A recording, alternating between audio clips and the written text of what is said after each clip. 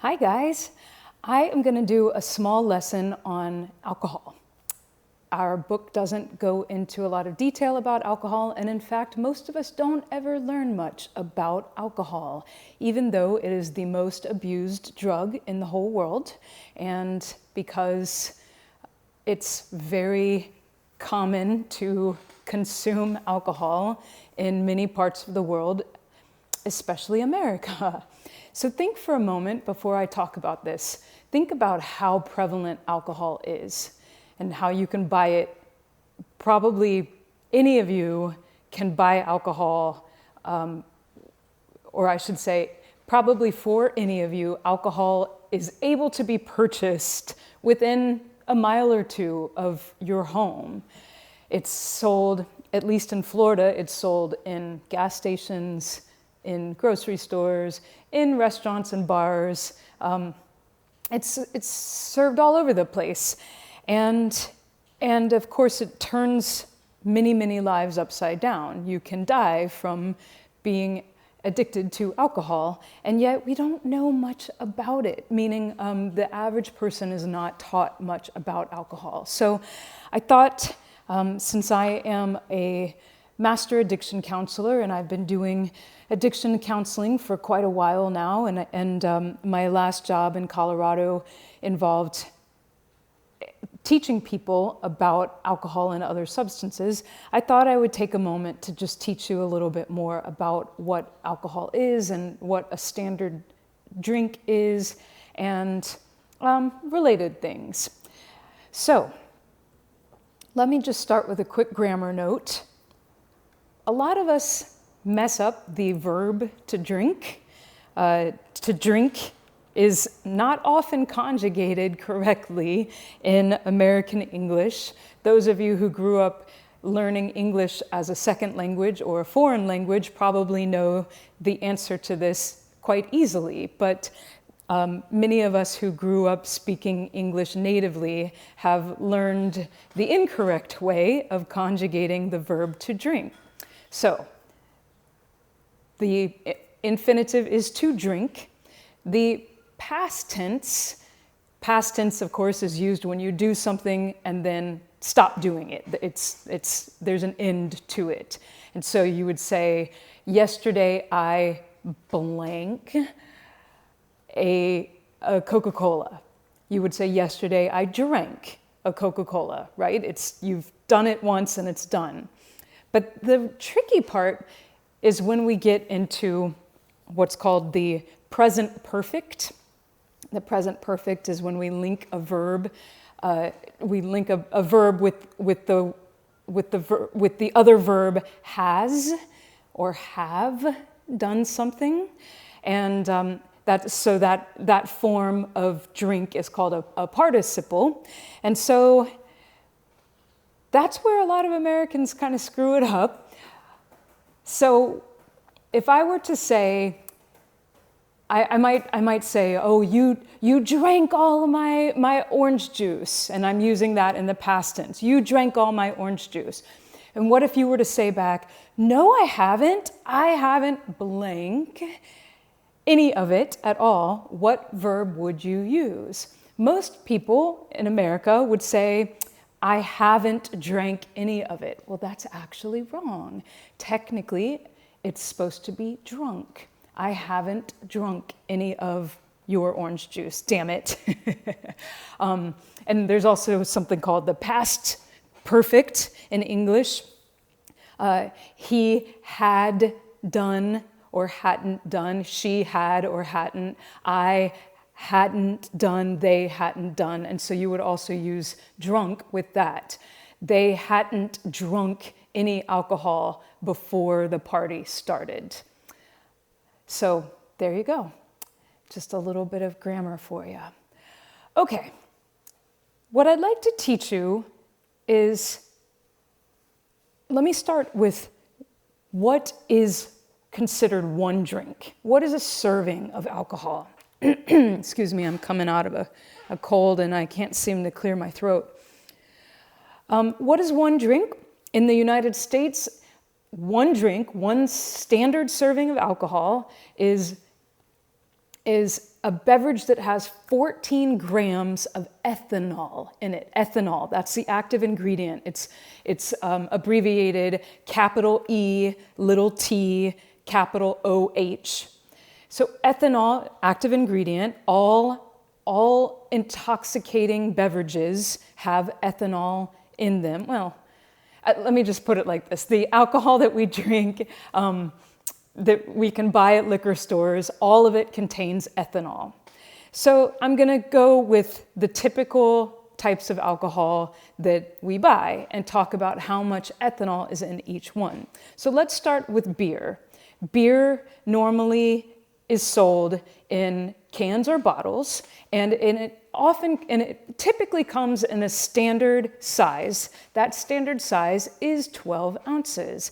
One reason I'm doing this little video for you here at home is that I happen to have props. So let me start with beer. So here's an example of a 12-ounce can of beer.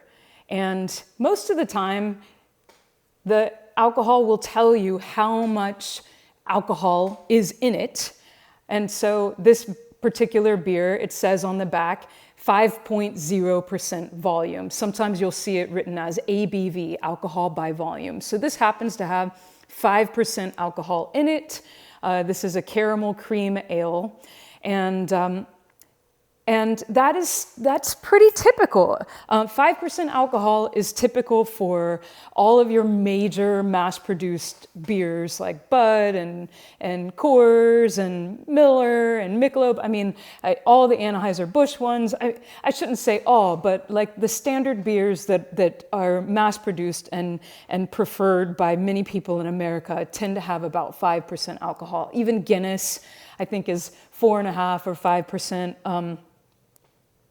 Corona. I mean, most of these beers, they're a class of beer called a lager, and they all tend to have 5% alcohol. So how many ounces of beer are considered to have 14 grams of ethanol in it? Well, if that beer has 5% alcohol, then it's 12 ounces. Here's an example. Here's a bottle.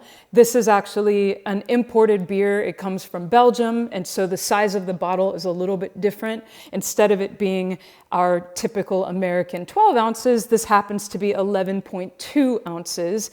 And the alcohol content is a little bit higher. This is called a blonde Belgian ale.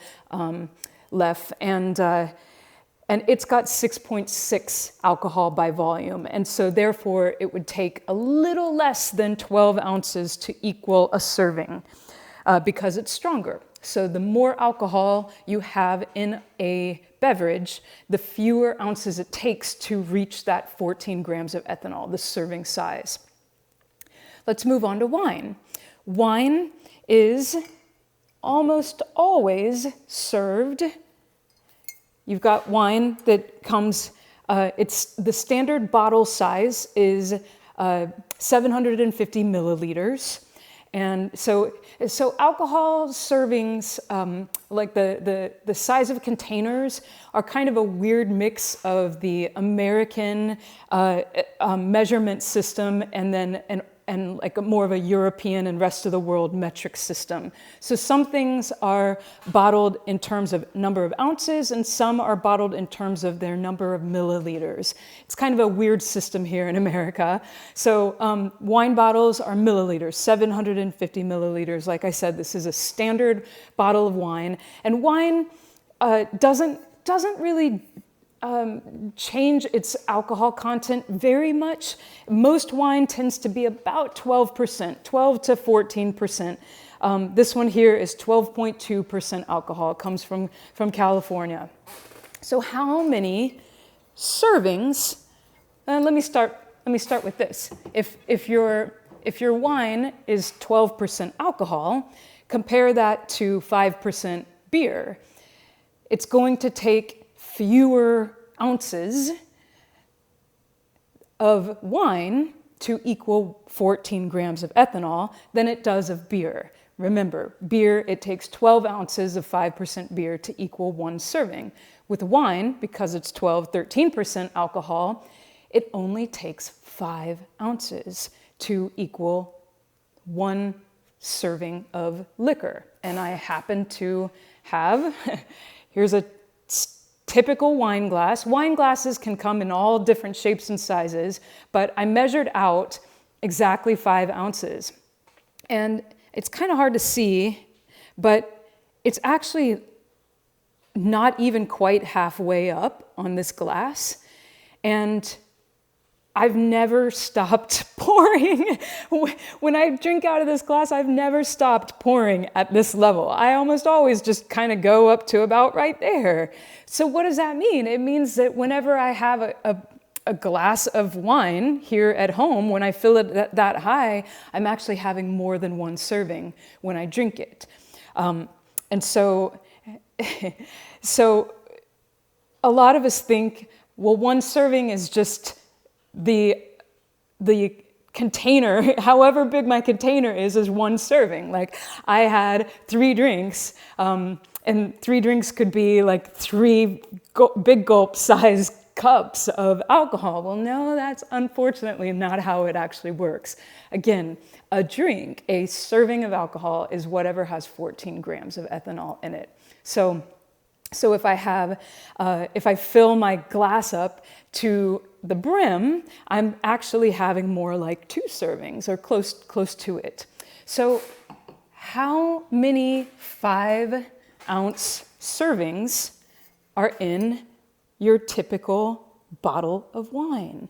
A 750 milliliter bottle of wine has 5 5-ounce servings in it, exactly 5. Most people, when they pour their wine, they just kind of pour it like I do up to a certain point on their glass, and they don't really pay attention to whether it's 5 ounces or more.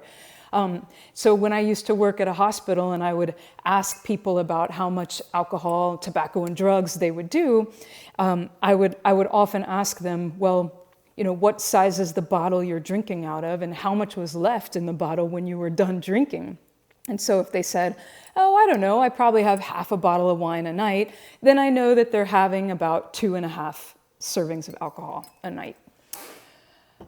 Okay, well, that leaves hard liquor. Hard liquor, distilled spirits.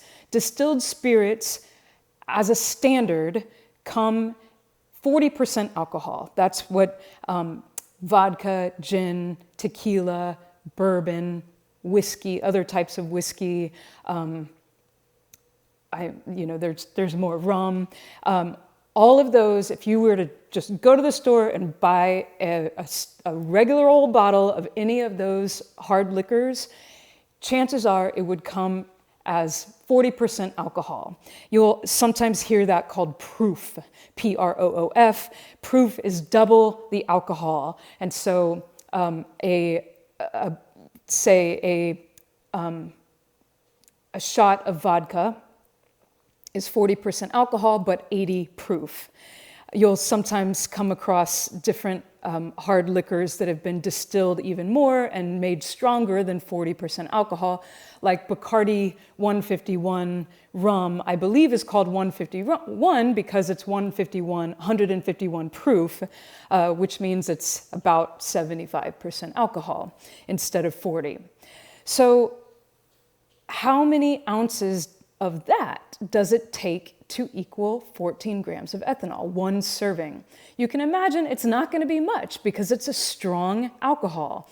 And I'll tell you, it's actually the size of a shot. So this is a shot glass, standard shot glass. Most shot glasses are 1.5 ounces, and that's exactly the amount that equals 1 serving of hard liquor, 1.5 ounces.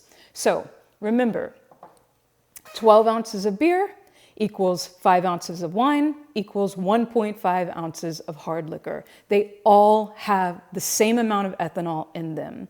So if you ever meet someone who said, oh, you know, I think I'm going to give up drinking tequila and other hard liquor because it's not really, because I need to cut back on my alcohol. I'm just going to stick to beer and wine. Well, you're still drinking alcohol. It's just that it takes a little bit more of those other beverages to equal 1 serving. I made slides about all of this stuff, and one thing I want to draw your attention to is just how many different containers are used, especially for hard liquor. I told you that beer generally comes in 12-ounce containers, 12-ounce bottles or cans. You can also buy beer in bigger sizes, taller cans like a 16-ounce can, or a tall boy, a 24-ounce can. You can buy a 40-ounce beer, 40 is sometimes what they call it. A lot of times 40-ounce beers are not actually beer, they're actually something called malt liquor, and they've been strengthened to have more than your typical 5%. Some of them are 18 or 20%.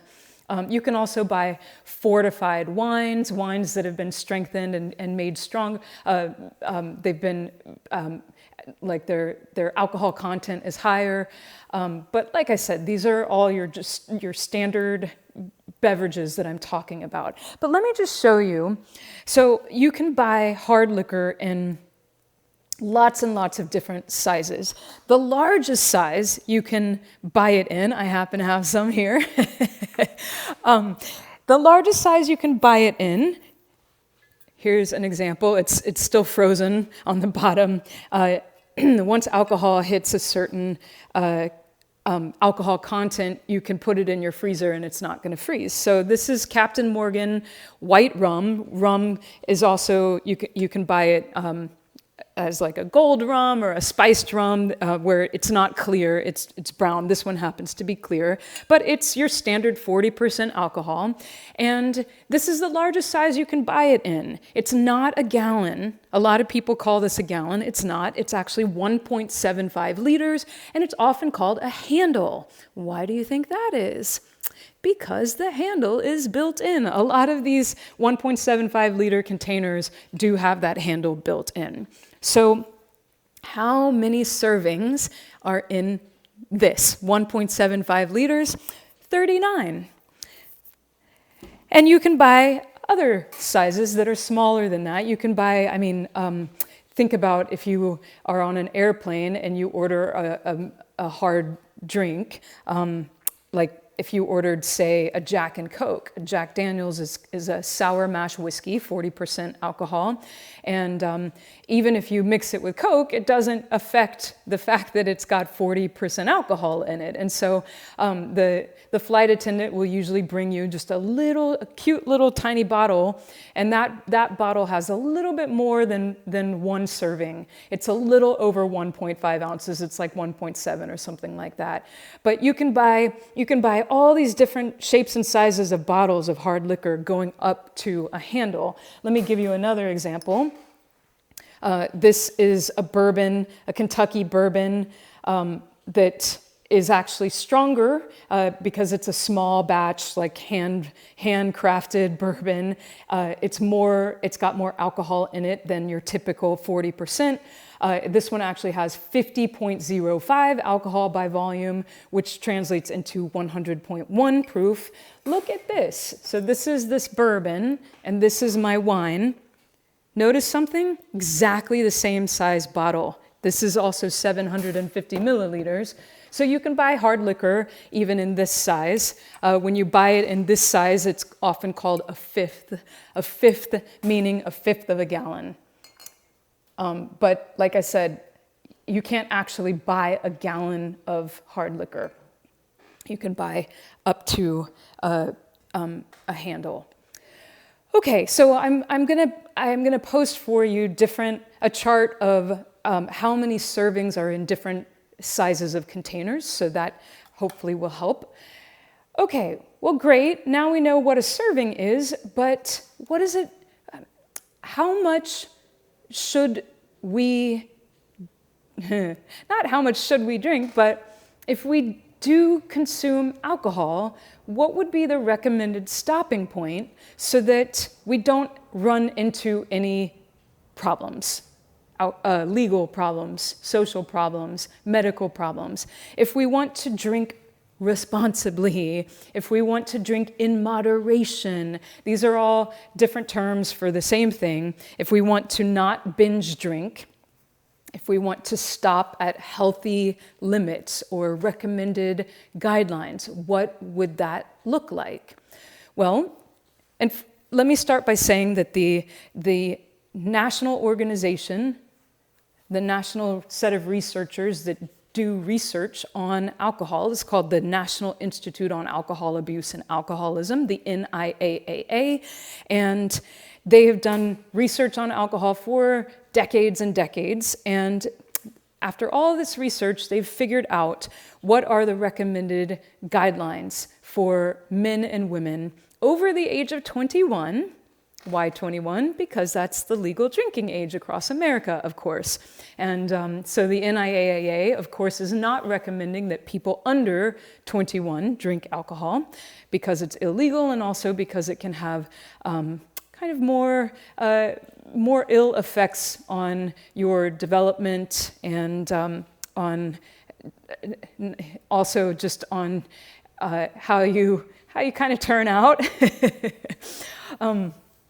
So the recommended guidelines, I'm going to tell you the ones for people between the ages of 21 and 65. After 65, all people should cut down, and that's just because as we get older, it takes longer for us to metabolize all things, but especially alcohol. And even if we are seasoned drinkers, it takes us longer to break down that alcohol once we're older. And so we can stay drunker longer, and that can affect us. That can cause things like falls or injuries from falls. And also, older adults often take medication, and when you mix alcohol with many, many different, let me say it like this, alcohol changes the effect of most every medication out there.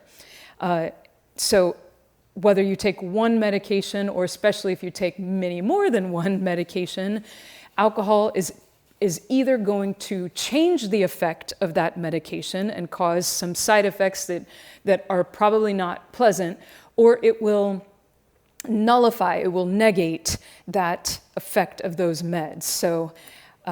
So it's really important to be careful about, if you are prescribed medication, make sure you check how those meds tend to interact with booze. Okay, so let's start with women. Women are recommended to have no more than 7 drinks per week. So if you're drinking every day, how many drinks should you stop at? 1. You got it. Just 1. So women who drink every single day should only have 1 serving. Remember, a serving. 1 12-ounce beer, 1 5-ounce glass of wine, 1 single shot of hard liquor. Well, what about women who don't drink every day? If they're kind of like allowed to have 7 in a week, does that mean that if I haven't had any all week long, I can save my 7 for a Friday night? I'll have all 7 of my drinks at once. No, unfortunately, it doesn't quite work like that. The NIAAA says that on any given day, you should not have more than 3 if you are a woman. So I know that's a little bit confusing because it's like, wait, you just told me that you can only have 1 a day. But remember, it's more, think of it more as the weekly guidelines. We are recommended to stop at 7 in a week. And if you haven't had any other alcohol the rest of the week, you should still have no more than 3 in a day if you are a woman. What about men? Same amount? Men can get away with a little bit more. Why is that? Is it because men are so big and tough? Well, yes, guys, you are big and tough. But the biggest reason, there are 2 big reasons why men can actually be allotted a little bit more alcohol without running into health, social, or legal problems quite as quickly. Men have more water in their systems than women do. Water dilutes alcohol. So the water makes the alcohol not as concentrated in their systems. Another big thing, though, is that alcohol is broken down Alcohol is a really complicated chemical to break down in our system. There are many steps to the process of breaking down alcohol. And by the way, for everyone, it takes minimum 1 hour to break down one single drink. So 12 ounces of beer, 5 ounces of wine, 1.5 ounces of hard liquor, it's going to take 1 hour for your body to process that. Whether you are a gigantic, muscular man or a 4-foot-tall woman, it's going to take minimum an hour to break that down in your system. And there's nothing you can do to speed that up. But men can drink a little bit more than women because they have an enzyme that breaks down alcohol more readily available in their system. So they can process the alcohol a little bit more efficiently than women can. So between that enzyme, largely produced by the liver, but it's made by a few other parts of our body. And remember, alcohol starts getting broken down the moment it hits our mouth. Our body recognizes it as poison, as a toxic substance, and it starts to prioritize getting it out of our system as fast as possible. So it starts breaking it down in our mouths with our saliva, just like food is broken down. The metabolism process starts there. And so it's going to take about an hour for all of us to process one drink. So how much can men drink while staying within healthy drinking guidelines? 14 drinks a week. So that translates to 2 drinks a day if a man is drinking every single day. But if he's not drinking every single day, he's urged to stop at 4 in a day. 4 beers, 4 5-ounce glasses of wine, or 4 shots of hard liquor. Let me just note that not everybody shoots their liquor, shooting, just taking your hard liquor and drinking it all in one go. They don't all, not everyone slams their hard liquor all the time. Most often it's mixed into cocktails. And cocktails can have many types of liquor in them, all in the same glass. An example of a really strong cocktail is a Long Island iced tea. It's got all of the clear liquors in it. So vodka, gin, I believe is in it too, tequila and white rum are all in it, as well as something called triple sec is in it as well. And that has a little bit of alcohol in it too. And so it might be one glass, but it might have lots of shots in it. So you could have a cocktail that's actually 2, 3, 4, 5, 6 servings of alcohol in one. So what does that mean? If you're trying to not have alcohol left in your system after drinking, like say you're going to get behind the wheel of a car and you want to not blow into a breathalyzer, you don't want to blow any alcohol. You don't want any alcohol to be left in your body. If you just drank one glass that had 5 shots in it, and you drank it in about an hour, then you're going to need 4 more hours minimum to process that drink that you just had. And no amount of coffee or cold showers or exercise is going to decrease that amount or speed up that process. Okay, so 7 drinks a week for women, but no more than 3 in any given day. 14 drinks a week for men, but no more than 4 on any given day. I have lots of different responses when I educate people about that. Sometimes I'll have a patient or a client or somebody tell me, "Oh my gosh, 14 drinks, that's all I can have? Like that's just getting started." And then other people will say, well, gosh, I haven't had 14 drinks in the past 10 years. So everybody has a different relationship with alcohol. And think for a moment, I asked you in the beginning to think about how prevalent and readily available alcohol is in America. What kind of messages do we get from society about alcohol? Would you say that overall the messages about alcohol, would you say that American culture promotes drinking, encourages it, or would you say that it discourages it? Most people would say that drinking is very much encouraged in the United States. We are encouraged to drink when we are celebrating. We're encouraged to drink when we've had a long day. Come on, you deserve that. You deserve that drink at the end of that hard work day. We are encouraged to drink when we're bored, when we're sad. I mean, lots of us drink when we're not super stoked on something. I'm going to pour myself a drink, or I'm going to drink to ease my anxiety, calm my nerves.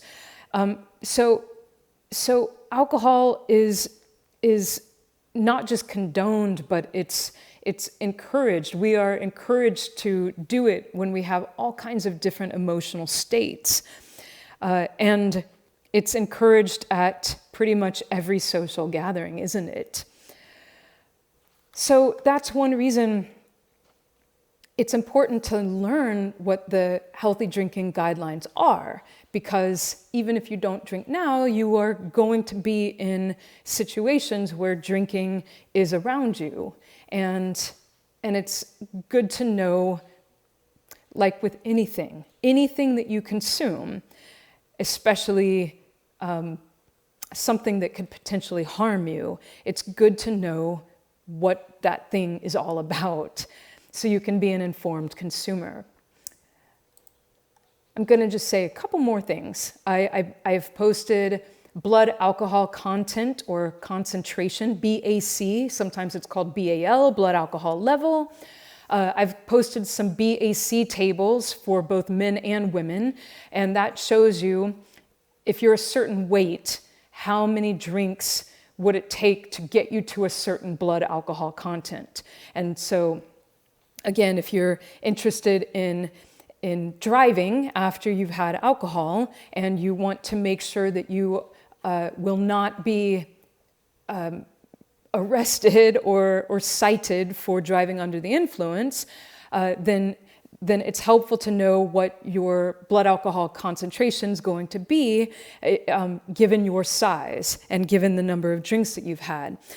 In the United States, it's illegal across the country to drive with a blood alcohol content higher than 0.08. And so, like I said, I've posted these blood alcohol content tables so you can see how many drinks it would take to get to 0.08 or beyond. A quick word about why these guidelines even exist. As I said, alcohol is extremely toxic to our bodies. You can kind of think of it, if it helps, think of it as drinking bleach. Imagine that drinking bleach made you intoxicated. It started to make you feel a little goofy and start to kind of let go. And by the way, alcohol, when we first drink it, it is a stimulant. Our first drink or two stimulates us. It tends to wake us up and give us energy. But then the more we drink, the more our bodies become depressed. Our systems become depressed. And alcohol affects our brains in reverse order of how our brains develop. So if you remember, our brains develop, here I'll use my little arm model of the brain. So our brains in the womb, they form bottom up, so our spinal cord and our brain stem grow first, and then the back of our brain grows before the front of our brain. So our cerebellum grows, and then our cortex starts to grow, and it grows back to front. Occipital and temporal, and then parietal, and the last thing to really form, to become enucleated, full of nuclei, or I should say innervated, full of nerves. The last thing to have the connections fully formed, the last part of our brain, is the front part of our frontal lobe, our prefrontal cortex, the home of our most advanced reasoning. So when we drink, the first thing to go is our advanced reasoning, the parts of our brain that control our impulses, that control our judgment. Suddenly, after we've had a drink or two, we start to loosen up and do things that we wouldn't normally do sober. And the more drinks we have, the more we lose those inhibitions. But if we keep drinking, it's not just a matter of losing our inhibitions and doing doing maybe socially awkward things, or even, we might get in a fight. The alcohol starts to affect our limbic system, which controls our emotions. And so we might find ourselves getting very emotional. Think of the stereotypical "I love you" man, the guy who's been drinking a lot and he gets kind of lovey-dovey and sentimental with people around him. Or think of the people who get belligerent when they drink. They get aggressive and violent. They want to pick fights with other people. That's also limbic system. That's also our amygdala. Our amygdala, the home of our fear and aggression and other emotions. And then if we keep on drinking, the alcohol eventually moves its way down into our brainstem. The brainstem controls our involuntary life-sustaining functions. And so we can go into a coma, and with enough alcohol, we can actually die because our system is just completely shut down by the alcohol. Our body can't keep up, can't digest the alcohol fast enough, and it poisons us to an extreme level. So alcohol poisoning is very real, and it's done when people drink far too much in too little a time.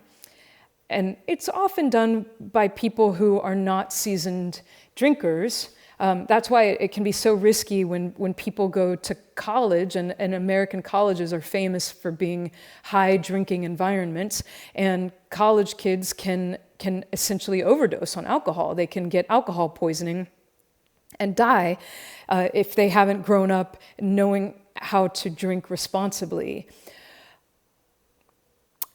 By the way, if you see someone who is possibly experiencing alcohol poisoning, place them on their side so that if and when, I should say when, they start to vomit, they will vomit out onto the ground. Instead of, if they're lying back on their backs and they start to vomit, they can do something called aspirate. The vomit can go into their airwaves, air pipe, and choke them. They can actually drown or choke to death on their own vomit. Not a nice thing. So alcohol, as I said, is broken down at a rate of about 1 drink an hour. And so what happens if a person has more than 24 drinks in 24 hours?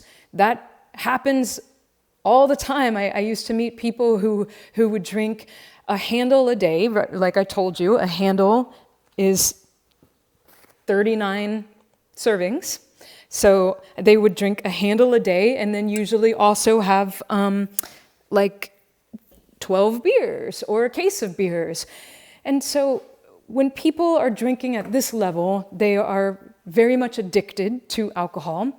And if you think of our bodies as think of like an hourglass where the sand is in this giant basin, but then it gets funneled down into this small little tube, and only a little bit of sand can go through at a time. Our bodies are like that when it comes to alcohol. If you pour some alcohol in, here it is sitting in the basin, and it starts to go drip, drip, drip through our bodies as fast as our bodies can metabolize it. And So alcohol hopefully will get broken down fast enough that by the end of the day, you won't have any alcohol left. But what if people keep drinking, keep adding more and more liquor into that basin? And now it's a day later and they're still working through those 24 units of alcohol. And then they drink more. Our bodies back up with alcohol. And all of our bodies are built, of course, to protect ourselves. And what happens is our body starts to recognize, well, this is the new norm. My new chemical state is to have this amount of ethanol in it. And since this isn't changing, I better rearrange my chemical makeup in order to accommodate this level of toxicity. And so our body does that. It changes its chemical makeup. It produces a hell of a lot more of those enzymes that break down alcohol, and it does it all the time.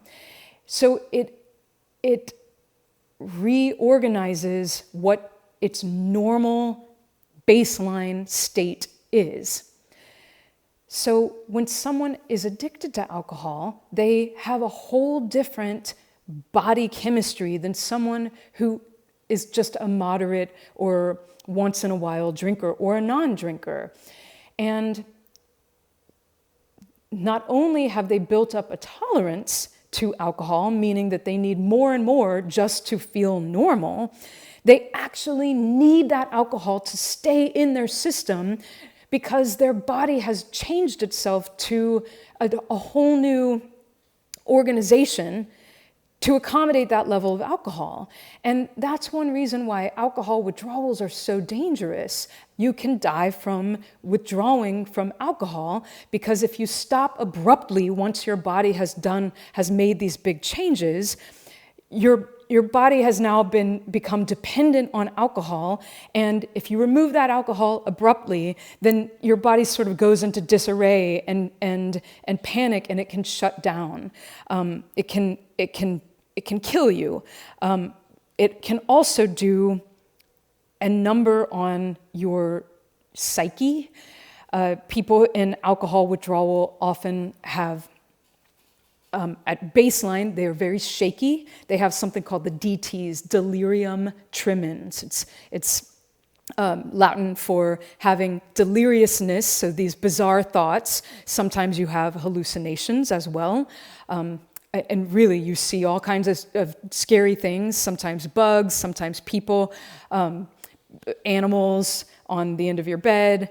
That's the delirium or the hallucinations. And then you also have tremors, shakes. And sometimes the shakes are so bad you can't even like hold a spoon or a fork. So that's very common with alcohol withdrawal. But the best way to withdraw from alcohol is if you're trying to go from being a heavy drinker to a non-drinker, then you need to slowly reduce the amount you're drinking every single day. You titrate is the word it's called. You titrate down, wean yourself off of the alcohol little by little. It's not really recommended to do that on your own. It's a much better choice to have professional help with that. You can always go to an ER and they can admit you to their hospital, or most ERs will probably send you to an alcohol treatment facility, like a drunk tank, or a place that will provide you with a safe place and a level of supervision and they'll also provide you with medications to help ease the side effects of alcohol withdrawal. So anybody can become addicted to alcohol, anybody. It is not a moral issue. We still, in this country and around the world, have a stigma against people who are addicted to any substance, but with alcohol, we're quick to call them an alcoholic and to think that that there's something wrong with them and they are, kind of despicable people, like it's their own freaking fault that they're at that point, and they've got questionable morals. Becoming dependent on a substance has nothing to do with your character or your morality. It's your body doing exactly what it's supposed to do. It's responding to these extremely toxic substances absolutely appropriately. Drugs are designed to hook us. That's the whole point, especially illegal drugs. Not that alcohol is illegal, but alcohol is meant to mess us up. That's why we do it. It's meant to change our brain chemistry for a little while so that we get loose and for some people happy and kind of relaxed and all of that. So if you become addicted to alcohol, physically dependent on alcohol after you've had a certain amount of alcohol every day, day in and day out, then that's your body responding absolutely appropriately the way it's built to respond to alcohol. Last point I want to make is that you cannot technically be diagnosed an alcoholic. Everybody has a different definition of alcoholic, and so when I used to work at a hospital and I would interview people about their substance use, if I walked in the room and I said something like, tell me about your drinking, if they said, well, I'm an alcoholic, I would say, okay, well, what does that mean to you?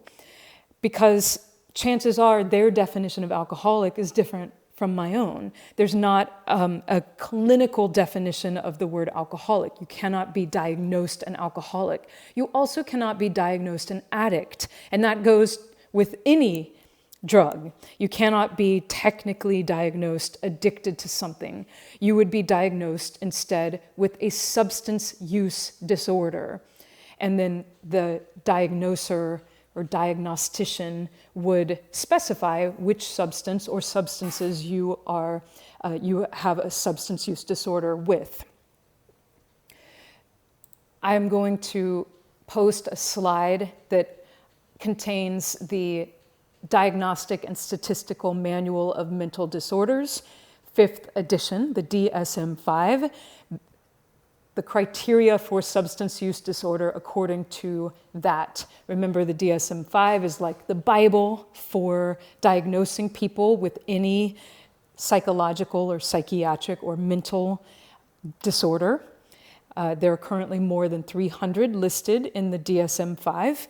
And so criteria for substance use disorder include things like, well, it has to affect your life. It has to significantly impair your life. So, like I said before, the guidelines for healthy drinking or moderate drinking are the guidelines that would hopefully prevent you from running into social, legal, or medical problems. So, a disorder, for something to be considered a disorder, it must be causing problems in your life. And other criteria include things like you have cravings for this, you start to organize your life around obtaining that drug, you start to become preoccupied with, actually that's a preoccupation with it. It actually says a great deal of time is spent in activities necessary to obtain the drug, to use the drug, or to recover from its effects. But as an addictions counselor, I often will ask people, is this something that you think about a lot during the day? When am I going to have my next drink? And you look forward to it. If they start to kind of arrange their day around use of that drug, then that's a red flag. So I think that's all I'm going to say about alcohol. You are welcome, of course, to ask me questions in person or email me any questions you have. Thank you so much for listening.